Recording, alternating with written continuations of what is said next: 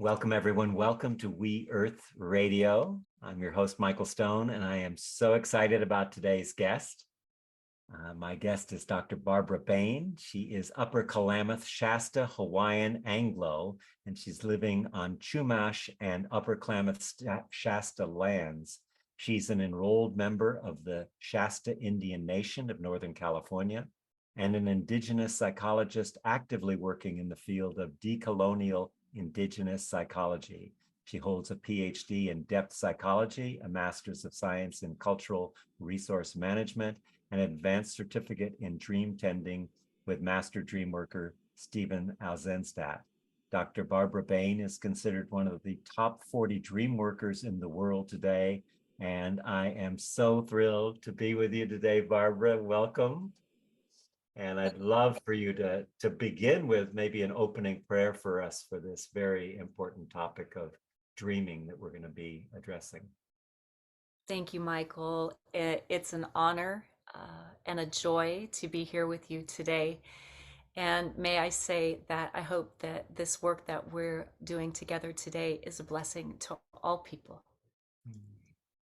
And I'd like to begin with a prayer that acknowledges this.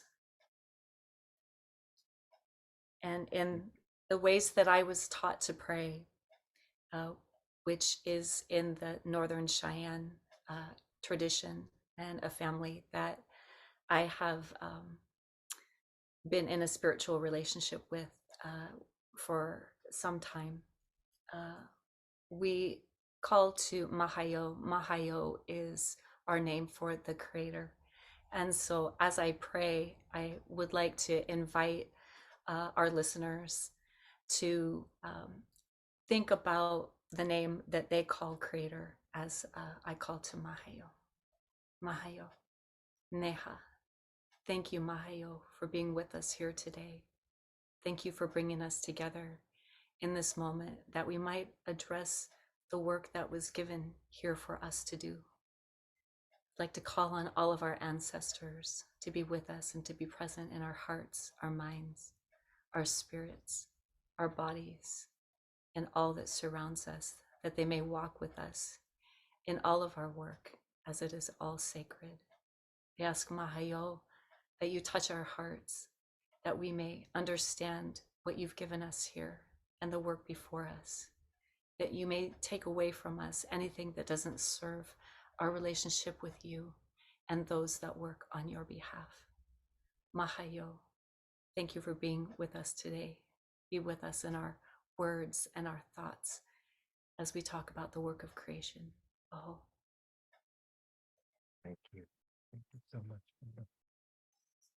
Well, here we are, and we're going to talk about dreaming. And of course, your specific niche is working with Native Indian people and communities.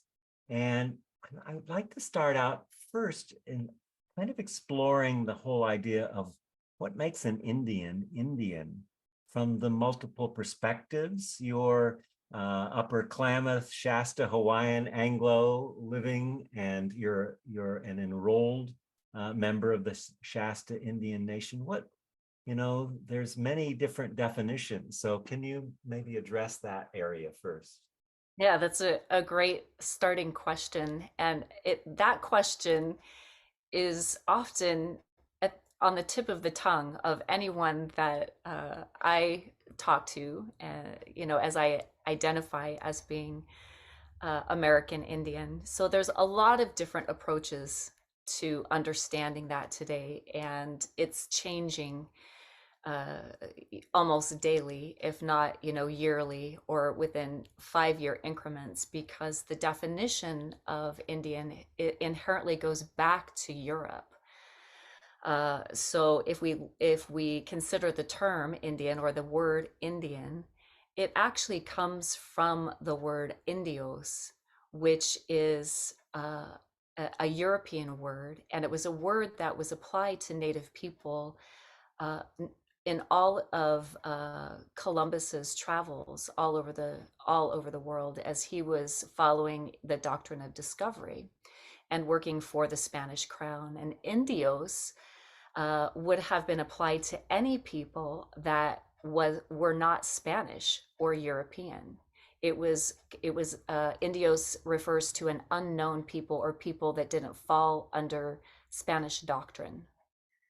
And so, as Columbus traveled the world and yeah, I will say, quote unquote, discovered Indian, new peoples, those were actually people that were new to Europeans and European conquerors.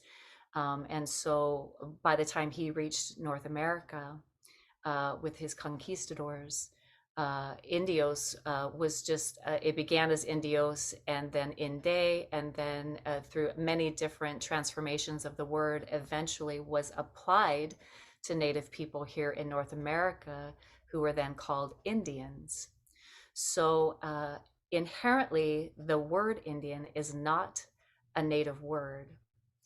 What Native people or people who are indigenous to North America or any land all over the world, the original peoples of those places, as they were put there by their creator, they would have referred to themselves as their own tribe, their own sovereign tribe of beings. So, for example, my people, our people, would be called the Shasta.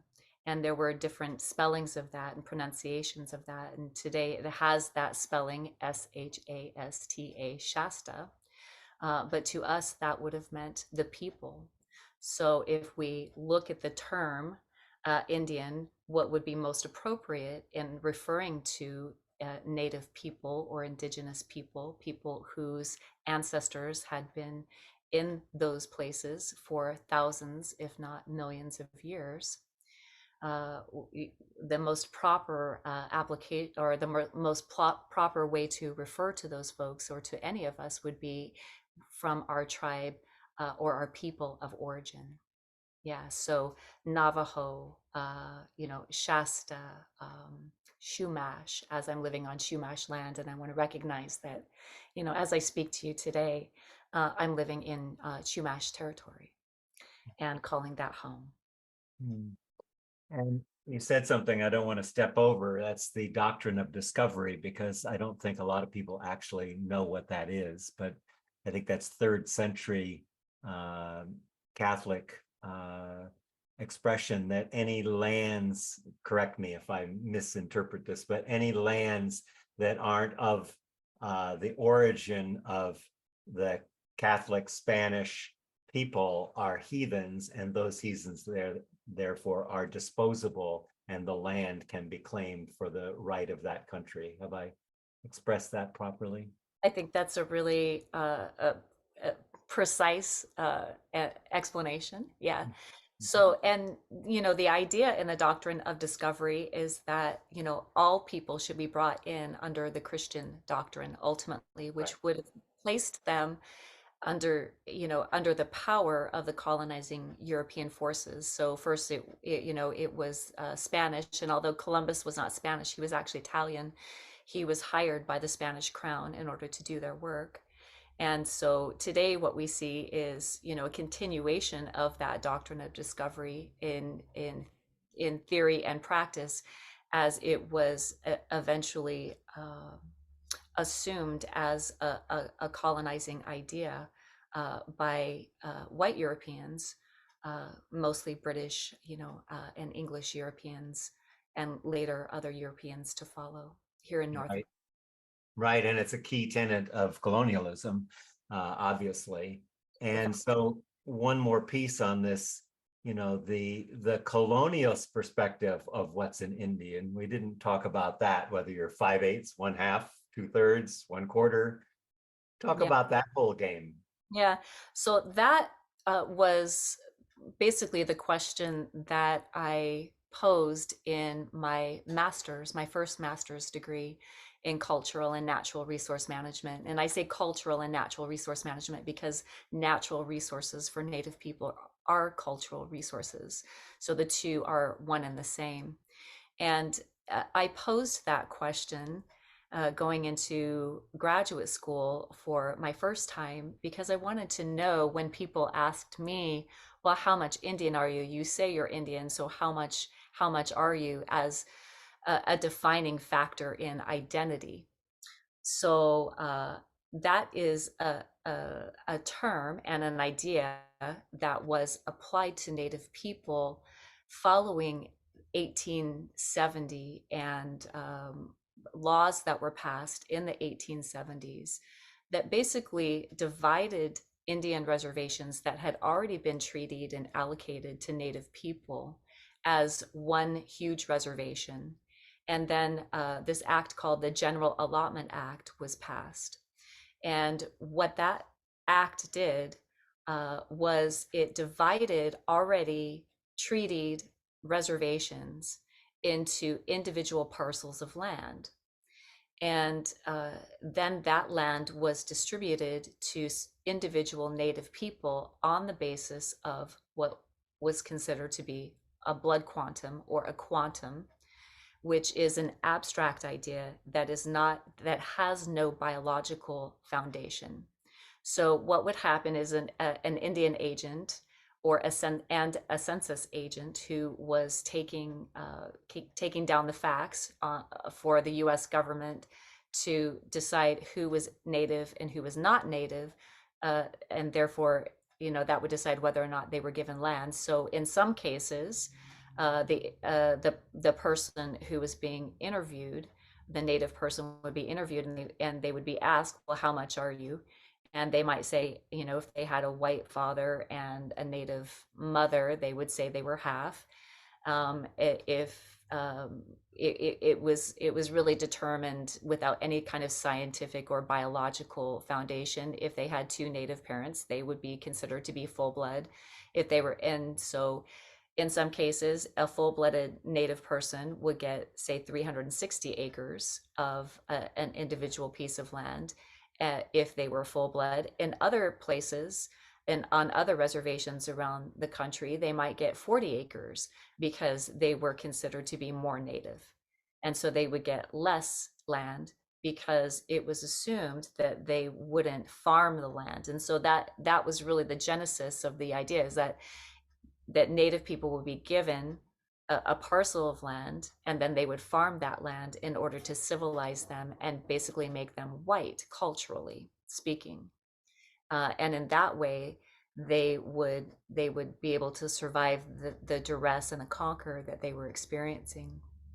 And so what we see today is that there is no foundation for that idea at all in terms of its fact. Now we have DNA testing, which gives percentages, but that's not necessarily a quantum. So DNA percentages are entirely different from a blood quantum percentage. But those blood quantum percentages were used up until about 20 years ago, maybe a little less now. They're still used among the tribes because it was imposed. Those ideas were imposed upon tribal people and tribal systems in order to discern who now today gets resources from the federal government. So the federal standard for acknowledging who is a legal Indian in the United States is 1/4 Indian blood quantum. Once again, there is no actual biological foundation for that. It was a completely abstract idea. But what happens now on Indian reservations is that anyone that falls below that 1/4 blood quantum has to be supported financially and through resources from the tribe. The federal government won't acknowledge that person as being native legally in this country. They can be considered a descendant, but not a legal member of the tribe, at least from the federal perspective. From the sovereign perspective of native tribes, uh, sovereign tribal nations have the ability to decide how they're going to recognize their own people and whether or not they want to have a blood quantum standard at all, whether or not they want to consider just descendancy as being a standard that would allow for legal membership. And so there's a few different gradations of how we acknowledge. One is by legal standards, which are basically about resource distribution, who gets what and who doesn't get what, in the increasingly shrinking pie of resources on the reservation as the populations grow. how do you distribute resources to people? And then there's cultural identity, which is increasingly much more important. And that is, as Native people, do we have affiliation and association with our people of origin?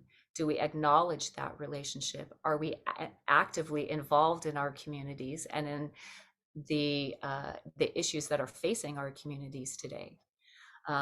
Do we speak the language? That's not as important as a lot of other factors in tribal and individual identity. Do we self-identify as being Indian? Do we know the story of our people? Do we know where our ancestors come from? And most importantly, and this is the criteria that I often will suggest if someone is looking for their identity, where are the bones of your ancestors buried? Mm. And what are their stories? How did they get there? And if we know that, we know a lot. We know who our people are. And then we have a foundation for self identifying and then identifying as a community member. And then beyond that, identifying as a legal member of that tribe, depending on their enrollment practices. Yeah. I think from the conqueror's point of view, would say it's about money, resources, and acculturation, the Yeah. bottom line. Yeah. But I did read your PhD thesis, which I enjoyed, and learned a lot. And there was a line in there that particularly struck me that kind of solved the whole thing. Native recognition is about spiritual practices rather than blood. I thought that was a good summary of what it means to be a Native person or an Indian. You want to add anything to that? Yeah, I do. And of course, there was a lot to discerning that comment. I'm taking it down to right. Totally. Yeah, yeah. And I think we're trying to contain a clear understanding, you know, of how do we refer to ourselves, and then how do we respectfully refer to another as being indigenous or Indian or non-Indian. And I will say that Indian is something, that term is embraced widely among Native people within the culture. Some people focus on indigenous or indigeneity, but that term has only been popular since the 1970s, and it's also not a native word. And so when we're talking about, upholding who we are as Native people, original to our places of emergence here, spiritual places of emergence, where were our people put on the earth? And then what are the traditions, the spiritual traditions that we're called to, whether those are our own traditions that are inherent to our peoples, or whether those are traditions of another, that we've been adopted into.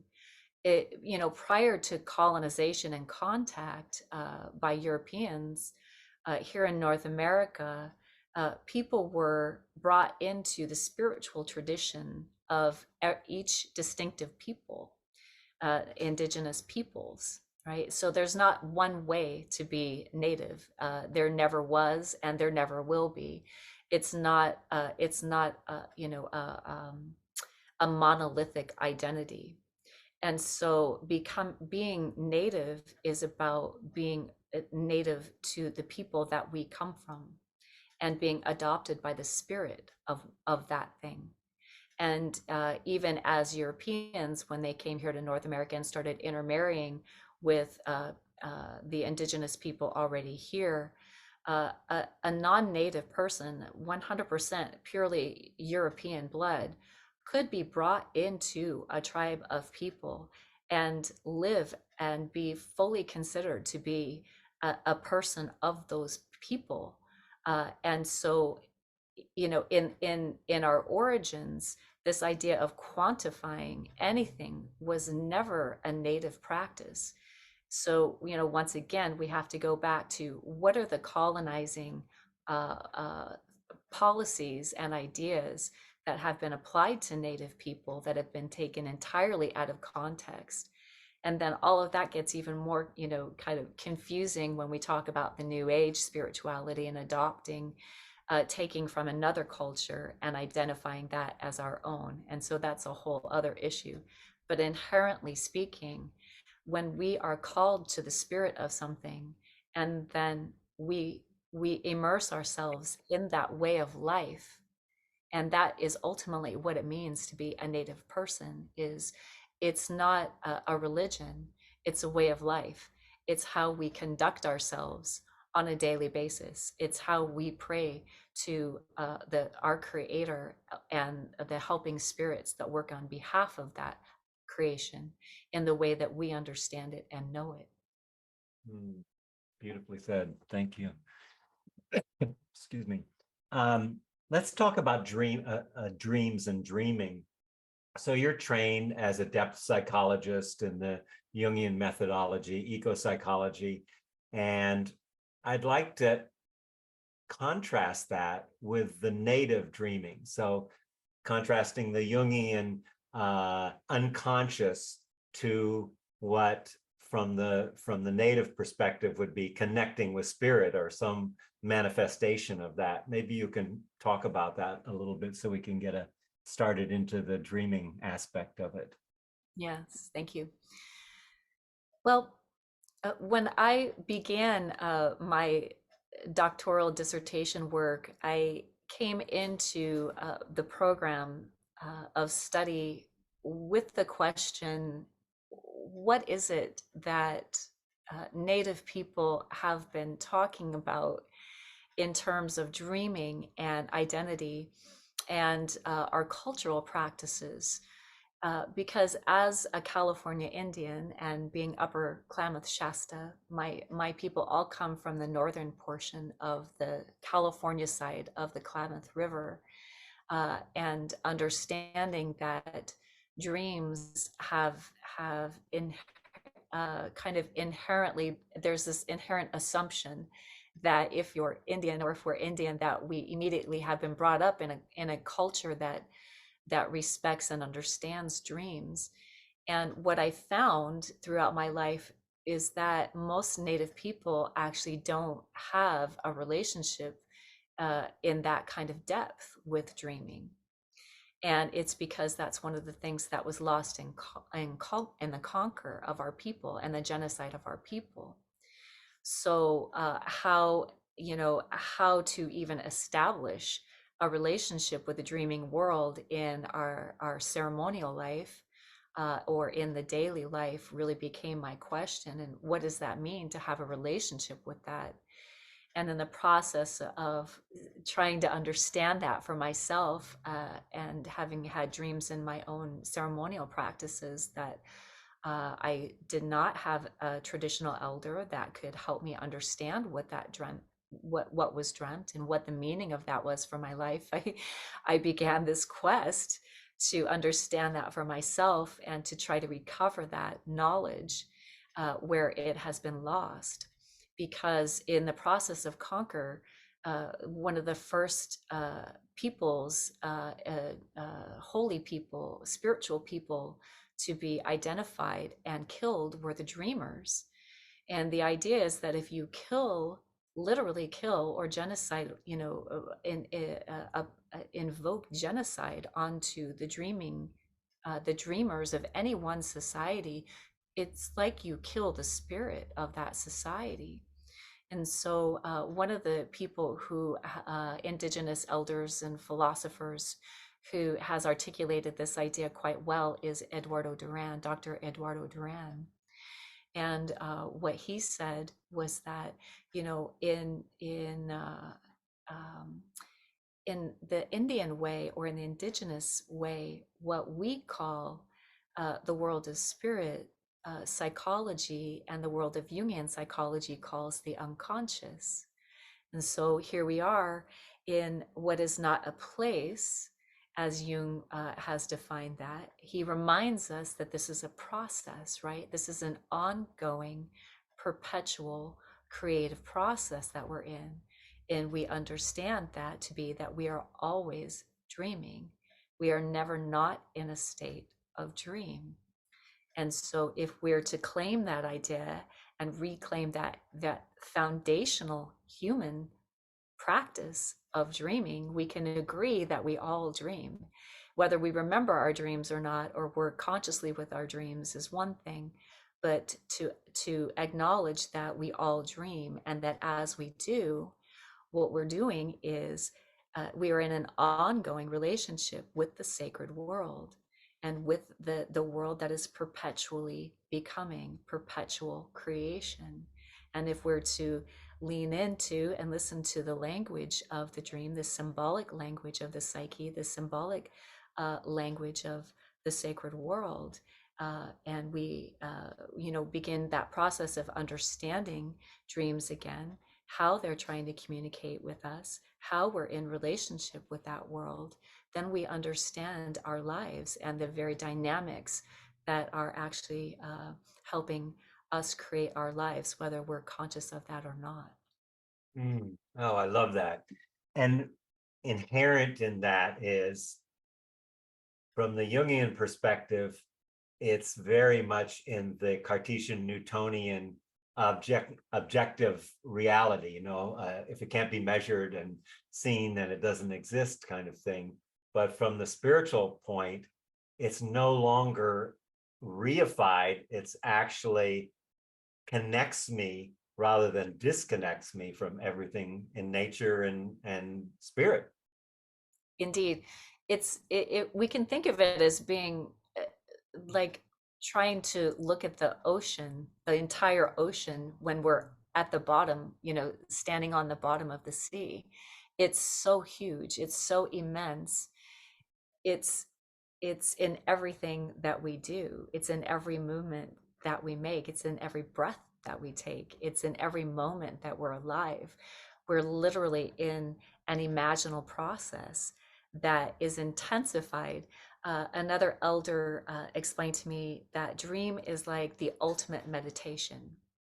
Right? It's when we can really be so present with the moment of reality that we're in, that we acknowledge that we are in a, this full creative capacity with a world that is so much more complex and great, so much greater than our limited minds in the human body can actually understand or contain. Wow, that's beautiful.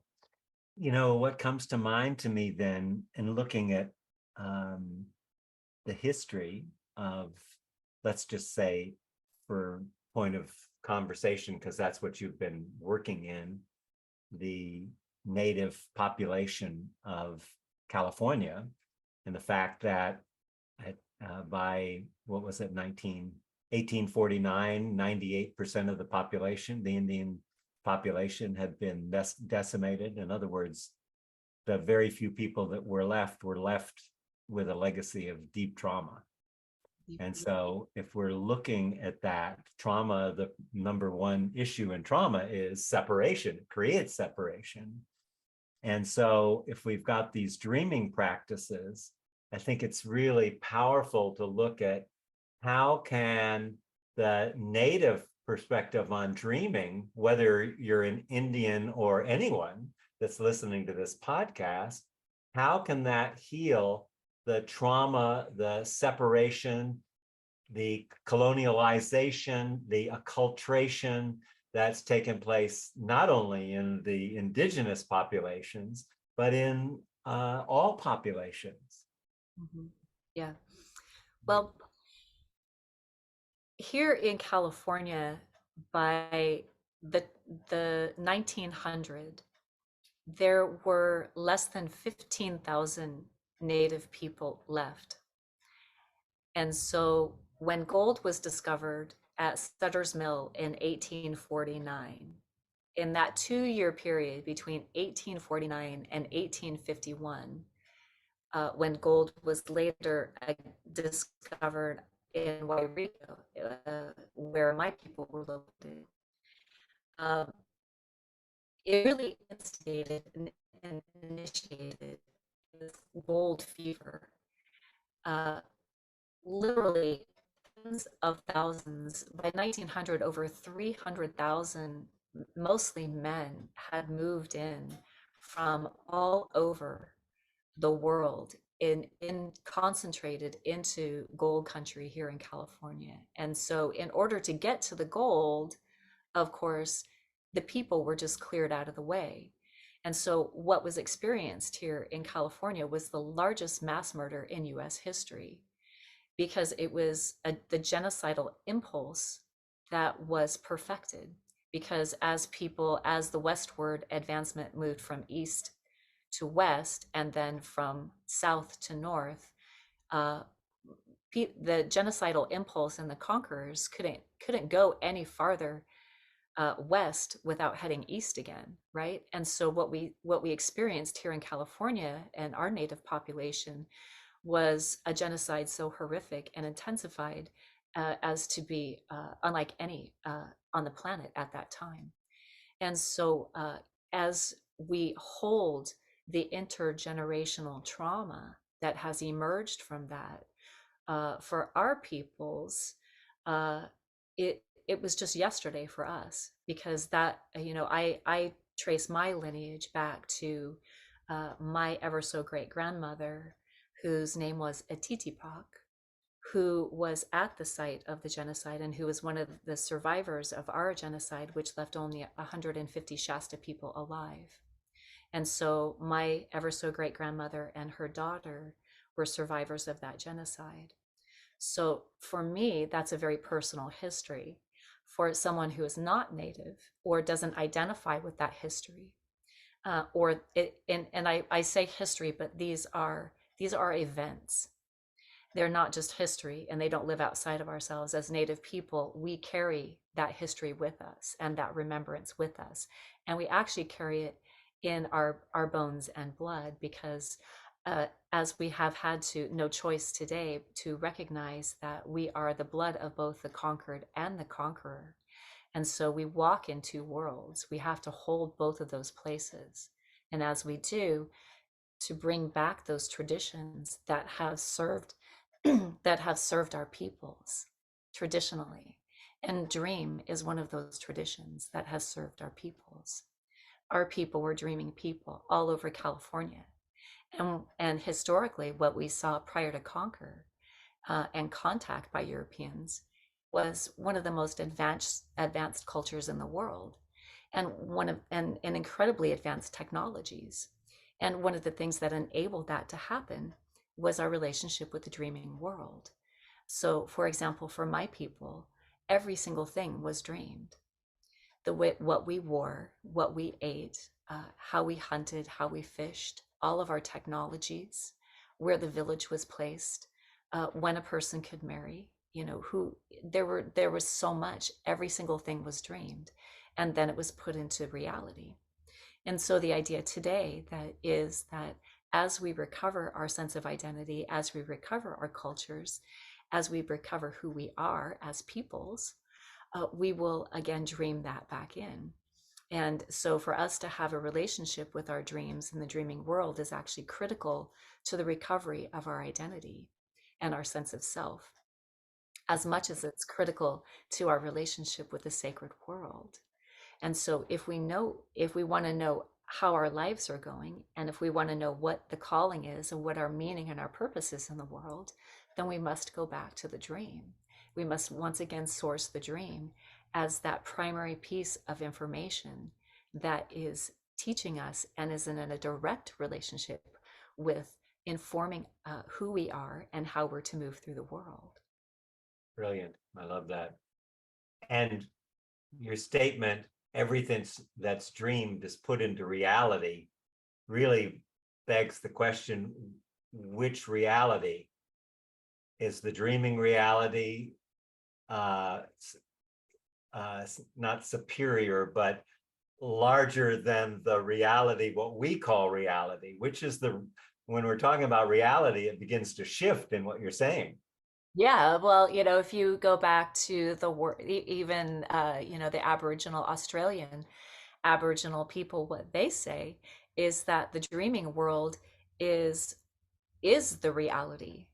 And what we're experiencing here in our limited capacities in the human world is a different kind of reality, but it's not the ultimate reality. The ultimate reality is dreaming reality.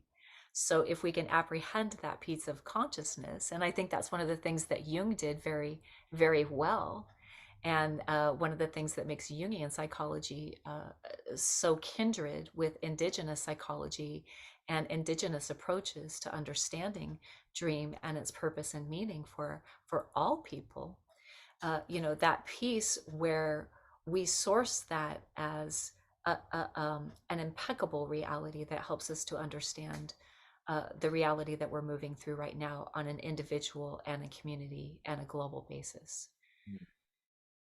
So dreaming is in these practices, the indigenous dreaming practices, to get back to the trauma, a good way to integrate trauma, to build community, to find our sense of purpose and direction in life, which is kind of what everybody's wanting anyway. So to bring it back to all of our listeners too, many of which are not Native people, how do you suggest we work with sacred dreaming and develop our own personal dreaming practices? Do we need some elder or teacher, or is this something that you can share with us that we can at least begin the process, like keeping a dream journal? Or what are some of your suggestions for being able to tap into our own dream as a healing process? Yeah, terrific. So, the first and primary thing that I will suggest is that before our listeners go to bed at night, that they call for a dream, to simply call for a dream from the dream maker and from the creative sacred world, and to remain open to that dream. Most people will say that they don't dream, but in fact, every single one of us dreams between 6 and 12 to 14 dreams a night. And research shows that we're actually dreaming all night long, even in all kinds of stages of sleep. And so it's important to acknowledge that as dreamers, that we are in the dreams world. It's not in our world. And so we make the dreaming world primary in our relationship. We make the idea primary that we are in a living dream and we're walking through our individual dream within the greater dream. So if we can pull those two pieces in right away, then what we're dreaming and our awareness of our dreaming becomes important as well. So if we have a dream journal, what that does is it sets the intention to the dreaming world and to our own personal psyche that we're ready to have a relationship with the dreaming world.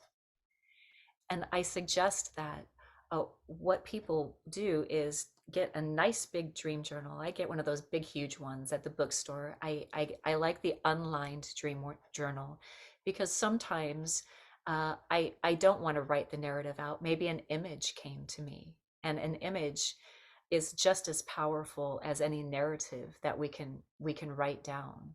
The image itself is its own narrative. It's its own story. So as I work with people in their individual dream life, or I work with groups and organizations doing community dreaming or issues of global dreaming, uh, they'll what people will often try to do is grab this big narrative and try to write it down in perfection. And I say, even the smallest little tendril that the dreaming world has left us is actually a very powerful thing. We don't have to have an epic dream to understand what the dreaming world is trying to share with us, or the processes that it's offering us to help us with our own understanding or meaning or purpose in the world. And then if we're to look at trauma, you know, uh, I work a lot with nightmares. I work a lot with recurring dreams. And one of the most important and the key points that will probably grab people's attention here is this understanding that if a dream continues to beckon for your attention in an unforgettable way, like a nightmare, or where that is probably something that's being processed in the body itself, because we hold images in the body. And so if we address a difficult dream or a nightmare or something that's traumatic to us, what we're really doing is addressing it even at a somatic level as to how that is continuing to be processed in the body, and then where is it in our personal relationships, in our waking life.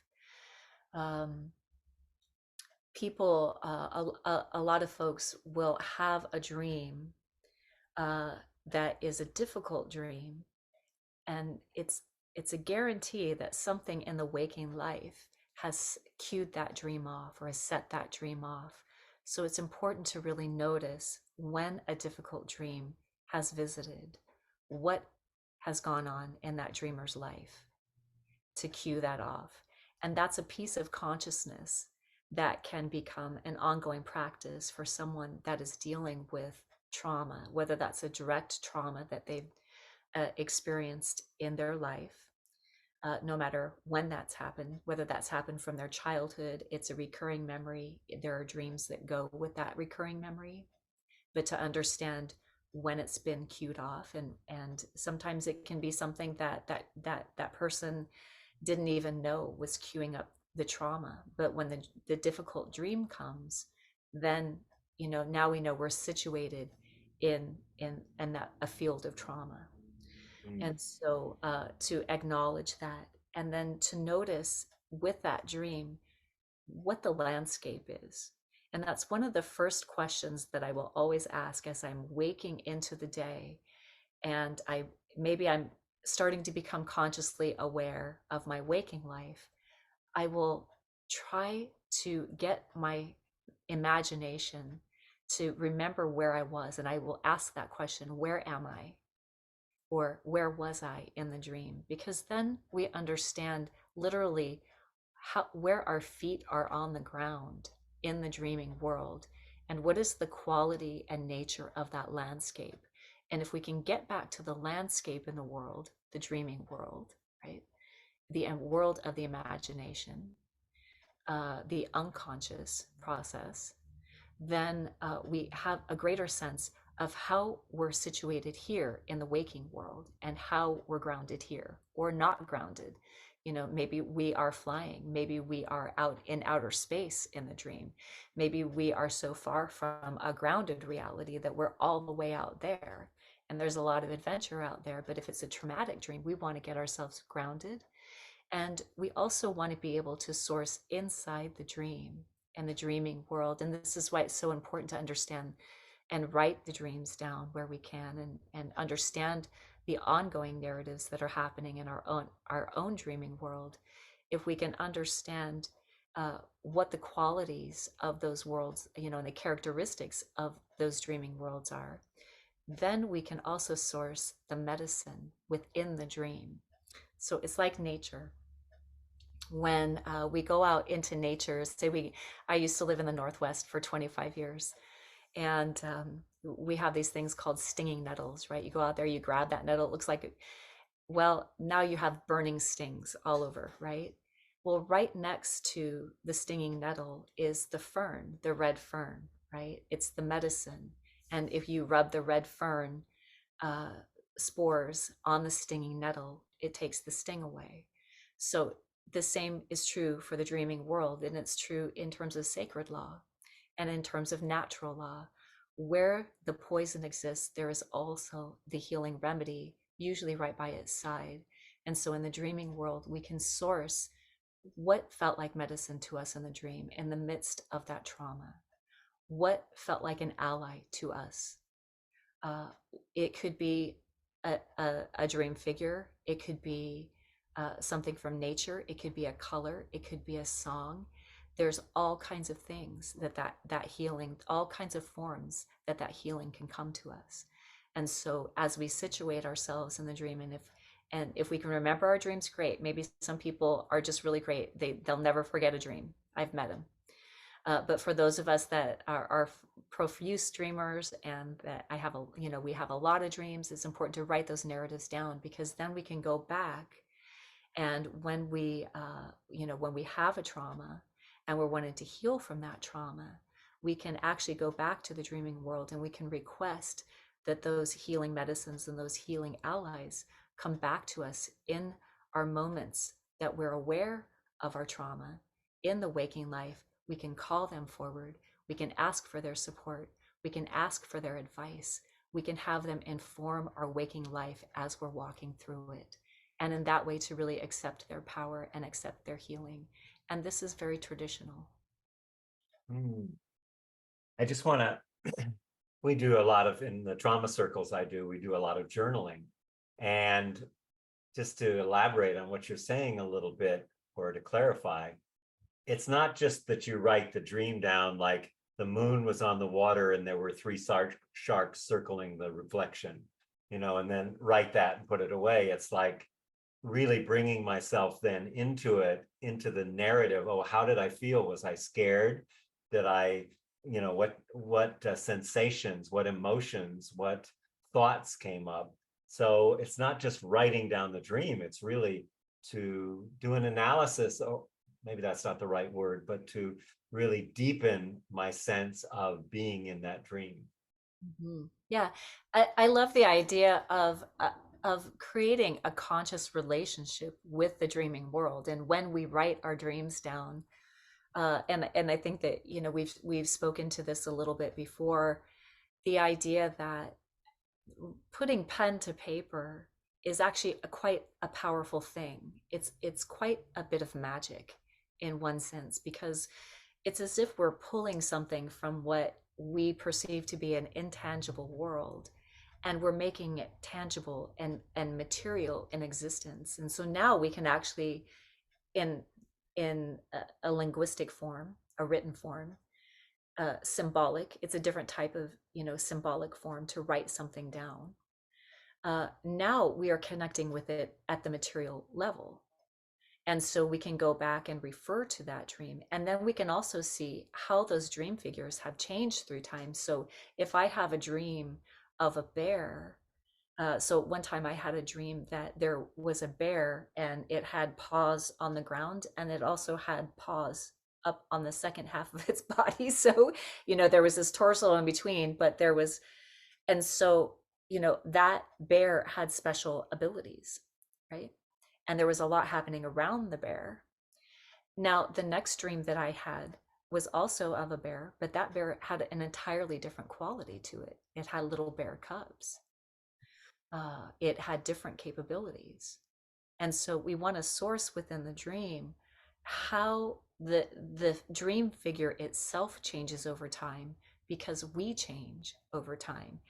And this is part of maybe an indigenous understanding that could be of value, which is that we are reborn every day that we wake up, we are renewed. And that's sacred law. That's overwhelmingly sacred law in just about every indigenous culture, every culture in the world, if we go back to the root of that culture. And so the idea that we're stuck, with our traumas, well, we may have we have an ongoing relationship with our traumas. I would say that's true. And especially for those of us that are dealing with intergenerational traumas that have emerged from, being from cultures of people who have suffered, as our people here in California have suffered, as many indigenous people worldwide have suffered. And so our traumas may be coming through in a way that our ancestors want us to address those traumas as their living ancestors here on earth, and as they continue to work through us. They may come to us in a dream. We may not even recognize them as one of our ancestors, yet they are one of our ancestors. And they're here to share something important to us, some kind of community work that we are being asked to do, some kind of personal work, some kind of work within the family system, something to do that is they're asking us to do globally. So when we're talking about trauma and the many traumas and the sea of trauma that we're all living in right now, just by being alive on a daily basis, if we are reconnected and have a conscious relationship with our dream life and our dreaming world, then we are being informed about how to address those traumas in a way that isn't reliant upon anyone else or anything else. We have a direct relationship with the healing that builds our capacity on a daily basis in order to deal with those things and have creative and resilient responses and practices to the things that are traumatizing us. Oh, I love that. Talk about community dreams, the matrix idea that you have, and the power of actually being able to put together community dreams and how you do that. Yeah. Well, community dreaming, and most people refer to this as social dreaming, which there was a resurgence of social dreaming that came out of England in the 1980s. And so I love that because to me, that's living proof that you can't keep the dream down, even at a community level. The dream will find a way to emerge into our realities in a way that we cannot ignore. And so G. Gordon Lawrence really brought that back, into vogue in terms of how do we dream together as groups, as organizations, as corporations, and pretty much any group or organization can work with the dreaming capacity within the matrix of that organization. So the idea is that we are all connected uh, by it's like a spider web of energy that connects us to one another and that connects us with the greater dreaming grid that is in around the globe itself, that is around the earth, and that is extended into the greater dreaming universe. And so if we imagine our social dreaming relationships as a spider web, when one of us dreams, there's a nodal point of consciousness that exists there. It's like the spider tapping its foot on the web. Well, when the spider taps its foot on the web, it moves something somewhere else on the web because we're all interconnected, we're all interrelated, both energetically and in terms of our human family. So the idea is that when a group comes together, that group was meant to come together in that particular matrix, that everybody that is there is meant to be there and is meant to do the work of dreaming together. And so what we do is we source what is going on by speaking in the unconscious of the group, by speaking shared images or by speaking images and dreams, whether that's for the time that the group was there together, so what I do something called community dream matrix, where I get people together in the same room and preferably we speak dreams into the room that have been dreamt in the last 2 weeks to the last month. And then inevitably what happens is recurring dreams and other things will come in. But it's nice to really get what is going on in the unconscious life of the group or the community uh, by speaking our dreams into the same space so that we can see where we're actually dreaming together. And that is quite a phenomenon. And most people will leave those dream matrices uh, really totally blown away because they had no idea that they were dreaming of similar dream figures, similar dynamics in the landscapes. All kinds of events, all kinds of images can come into these matrices. And the idea is that the dream figures themselves get to meet one another where they wouldn't have otherwise. And so now, as we speak our dreams into the shared space, now the dream figures themselves are communicating with one another in the world of the imaginal. Important to understand here that when I say imaginal, it doesn't mean a fantasy or something that is made up.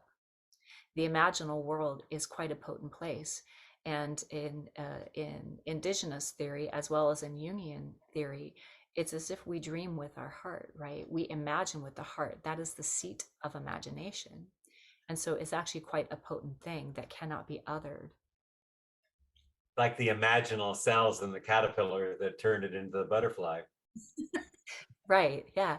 So if we can place focus again on that dreaming and the world and the imaginal world is a reality and quite a potent reality, then we can reclaim our relationship with that reality and then we can work with it at a conscious level. So let's look at it a practical. Let's say I had friends in my community and I thought I want to do a community dream matrix and I want to look at the issue of homelessness. And we got together and we set an intention and we talked about that. Now, how would we move that into the dream world and then come back and begin to share um, our insights that came from the dreams? How would we set that up? I'm really fascinated. I want to get our city council over here. Okay. Well, we could do this. We could do it. So here's how I would do that. And here's how other people that conduct dream matrices would probably approach this. And so the first thing you do is you identify that you want to have a social dreaming, and you want to create a matrix. And then you invite people to that matrix. And I like a very solid container for my matrices. So a quiet room that can we can limit the amount of noise so that people can be warm and comfortable, and there is a quiet setting so that people's voices can be heard. So the first thing that we do is we really can create a safe container for people. And within that safe container, what we say is that anything that is spoken into the matrix belongs to the matrix, right? So if we're talking about a city council addressing issues of homelessness, that may be a little less necessary because the work itself is going to be community work. And so whatever is dreamt or what is brought in through the imaginal world is meant to be shared outside of the matrix. However, if it's a group doing a deeply personal work or deeply personal setting, then anything that is spoken into the matrix should stay with those dreamers. And everyone has to make that agreement from the beginning. So you're not talking about someone else's dream on the city bus, Right, uh, and right. so we're holding this as a sacred space, right? And so, but if we're to do active work, community work, we bring everyone together. We make sure everyone's voices are heard, and then we nominate someone, or someone can volunteer to be a scribe. So someone will be up and fully present. Most of the time, that's me or whoever is conducting the matrix, but someone else can volunteer to do that as well. And every single thing, or as many comments as can be recorded, uh, written down, is written down. So flower, boy running, um, blue sky, lightning, all of these things, right? And as the matrix, people begin to speak popcorn style. Whatever that dream was, or whatever that imagining was, whatever that thought is, as it's put into the room, then it's recorded. And so we usually go popcorn style because once one person gets going, it initiates the imagination in another being. And so now the imaginal world is communicating as much as the physical world is communicating. And if you're doing community work and there is a topic that's been posed, it's important to understand that everything is welcome in the matrix, the good, bad, and the ugly. So we can't throw out something just because it's a little uncomfortable, or maybe it's even a lot uncomfortable. This is a setting where a lot of honesty and a lot of bravery is required, because we really have to be able to source what is actually going on under the surface. Because normally what's happening is when a group or an organization has hit a wall and they can't find a creative response or a creative solution to something, it's because someone, people aren't really speaking their truth or what is actually happening underneath the surface. So it's important to create a safe container where that can actually happen. Mhm.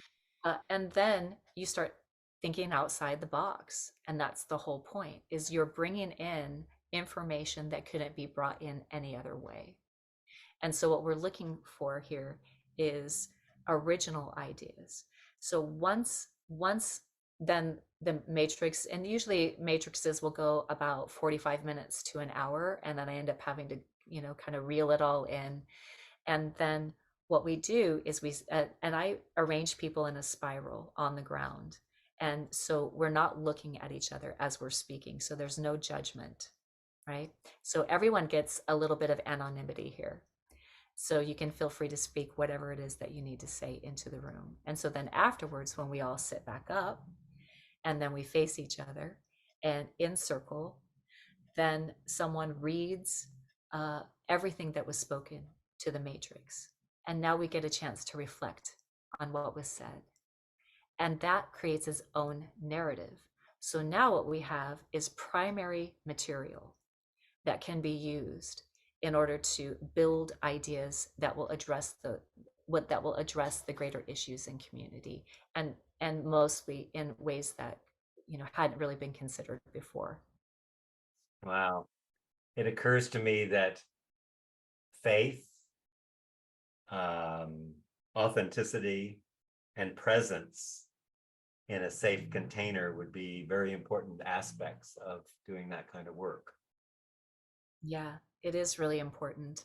And so I will always set the tone in the beginning of the matrix by saying, and all are welcome here. There's no wrong answer. There's no right answer. We're basically allowing ourselves in this moment to be in relationship as vessels of creation, to understand what is the third thing. There's you, there's me, there's you, and then there's everything that's happening in the field between us. And so that's really what we're trying to source. Maybe those are things that we know to be true in the field, but if we really allow our imaginations, and the world of spirit and the sacred, the unknown to work through us, then we can create in ways that we didn't know we could create before. Yeah. Just thinking of Otto Scharmer's work, the theory you work, how the future is always coming from the present. The more presencing we have, the future is actually emerging. It's not out there. It's what's happening and emergent as opposed to non-emergent from the mind and linear thinking. Beautiful way to bring that out. Yeah. Yeah, so I love how you keep bringing in this piece of the linear thinking and that analytical thought, and usually that's what stops people from remembering their dreams, is because we get up, in the morning, and then we immediately start to try to make sense. Well, we start to get really discerning about things, and I discourage that. And one of the reasons I do is because when we try to apply what we already know in terms of our analytical thinking to a dreaming world, we're immediately out of context, because the dreaming world doesn't work in that kind of analytical context. So one of my favorite quotes is by James Hillman in this really my favorite article that he wrote in 1976 called Image Sense. And what he said in that piece was that dreams don't make sense because sense doesn't make dreams. Yes. So if we can hold that piece and allow the creative responses, the creative information, literal creation to come through us, we're going to find things that we wouldn't find any other way. Barbara, I have 10,000 questions more, and I don't think we have the time for that, but I'm so grateful.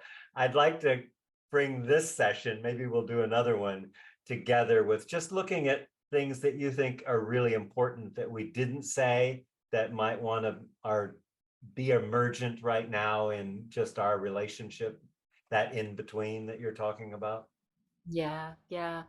That which we don't know, the unknown, the more than human world, the other than human world, that is constantly informing us, whether we're aware of that or not.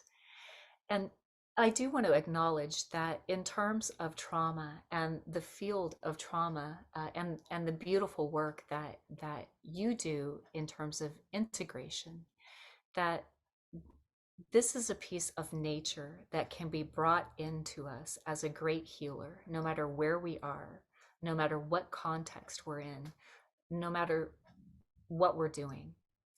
Is dreaming is nature. It is natural to us, and it's so powerful. It's it's an amazing way for us to be able to access those things that we normally can't see when we're overwhelmed by our trauma. The dreaming world helps to discern that on our behalf. And if we can hold that peace and trust in that peace, and then find someone that we can share our dream with, whether that's a therapist, whether that's a life coach, whether that's a traditional elder or another kind of elder, someone that we can bring our dream to, that can help, that understands the language of dreams, that will not project themselves into that dream, but will allow the dream to be exactly what it is, nothing other than what it is, because the dream stands on its own. The dream and the dream figures, they have a life of their own. They have autonomy of their own. They have power of their own. And so when we're stepping into a relationship with the dreaming world, we are in a co-created relationship. We are in a shared relationship of power. And if we honor that, then we will receive the blessings and the knowledge that comes from the dreaming world with the intention and the gravity that it deserves, and that it brings it into full honor, both in ourselves and in the dreaming world, because the dreaming world is actually realizing itself through us as we are realizing ourselves through it. So we can be assured that this is a co-created relationship that is ultimately for our well-being, and that it will offer us the answers that we're seeking. The other thing is that when we're acting upon a dream, it's important to understand that we should never bring harm to ourselves or harm to another. That a dream is a very powerful thing, and there's a lot of different themes, there's a lot of different dynamics. And so if we're to act upon a dream, to understand that it is a process in which it helps to balance ourselves both within our own being, but also in the world itself, in the natural world, and in the world's dream that we're actually dreaming with.